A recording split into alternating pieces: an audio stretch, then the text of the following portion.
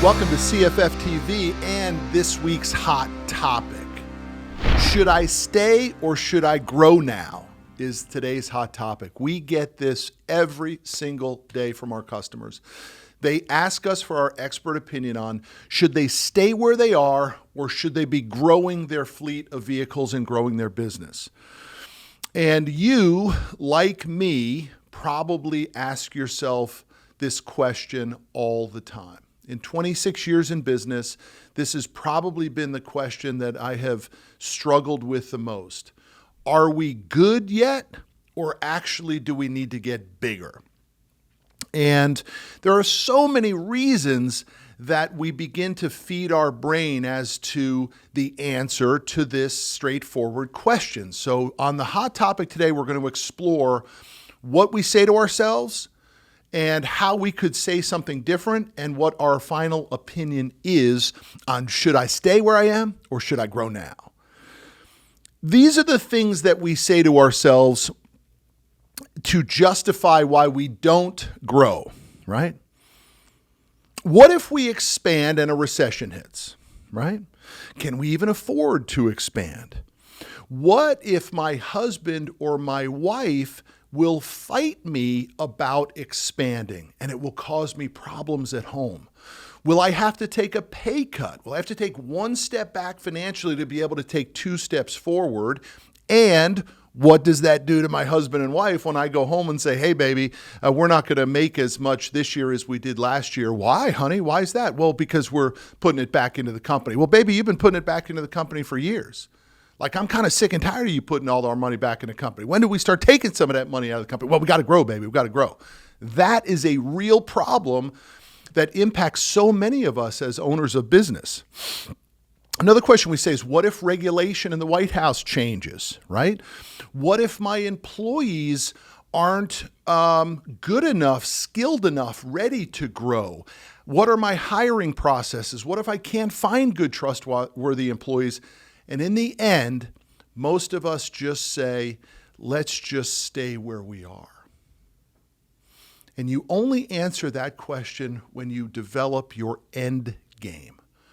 What are you doing what you're doing for? Are you doing it to enjoy the lifestyle, cruising the roads, seeing the country? Are you doing it to actually make more money? Are you doing it to build something to sell it down the road? Are you doing it to pay down the debt service on the equipment to, in essence, have a built-in retirement account called equity in my equipment? Or are you doing it to help others, right? You just like the ability that your business helps to fuel jobs for people. Taking the time to create the end game is how you begin to visualize the answer to the question of should I stay or should I grow? Now, let's just address a couple of those topics. First and foremost, a recession going back 100 years, my opinion here, not formal data, right? I'm not an economist, but I think about every 7 years, there's an economic downturn. And that downturn lasts about 12 months. So if every 7 years we're having an economic downturn and the downturn lasts for 12 months, there's a 6-year window in between there in which we should have prosperity, we should have growth. And without question, you can go back and look at every recession and then the 6-year rebound after the recession, and we as an economy have moved to an entirely new level. If you literally ask yourself, what were real estate prices in 2007, the recession of 2008 and 2009, and real estate prices today, they're more than double. It's gone crazy. The economy is more valuable today than it was prior to the recession. Now, you also have to say to yourself, well, hold on a minute, Matt. If we had the Great Recession in 2008 and 2009, and you just told me 7 years, that should have put me in 2016. What happened? We didn't have a national recession in 2016, but in transportation, we did have a recession in 2016.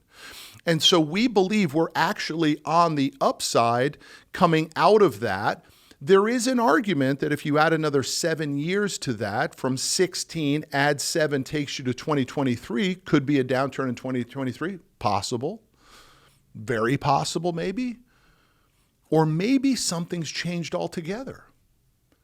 Why did COVID not have the massive downturn effect that everyone thought it would basically in March of 2020?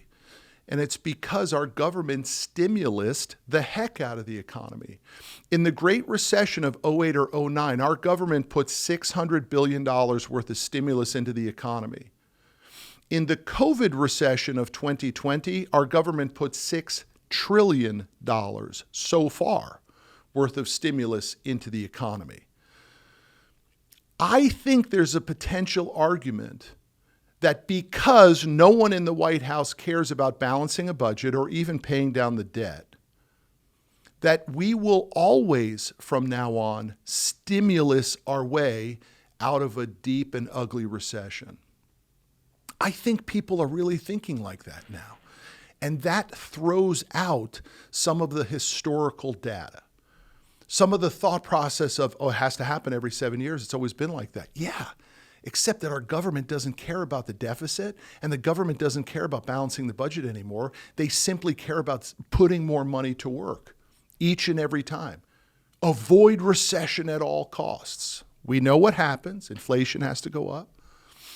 What can you do when interest rates are virtually zero? The cost of funds is virtually zero from the Fed. How much more money can you print?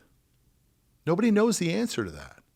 And certainly a lot of people are going to say the whole thing's got to come crashing down, but I'm not so sure that's totally true. If they just keep printing money, the recession could be deferred for a very long time. But that is not the reason why you make the decision of should I stay or should I grow. The only reason you should ask yourself is, how big of the TAM am I in?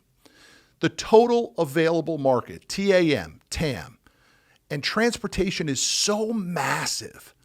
It's one of the benefits of the industry that we've chosen to make our careers in. It's huge. And how much of that TAM, what slice of that pie do you need to reach your end goal?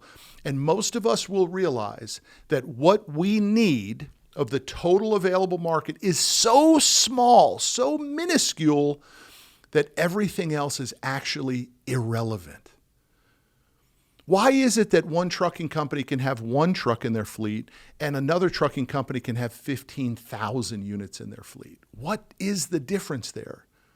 And it's that the owner of the 15,000 truck fleet had total confidence that they could go into the marketplace, extract enough market share out of them to meet their end game and their goals, and they would do anything to get it, regardless of who was in the White House or when the recession was coming or what might pop up in regulation that nobody thought of. We believe now is a fantastic time to grow. We believe the economy is going to be on a tear for the next 2 to 3 years. We believe the government is going to provide stimulus for infrastructure and bridges and schools to be rebuilt, and that's going to cause tremendous demand for the products that are hauled on trucking companies' trailers. So we think the answer is it's time to grow, but you have to believe in your business. You have to have total confidence in yourself as the leader. You have to have a great group of people that work with you. You have to have great client relationships. And you have to say to yourself, the marketplace is so big and I need such a little sliver of it that it doesn't matter what factors happen, I will do it. That's our hot topic. Should I grow? Should I stay or should I grow now? We'll see you down the road.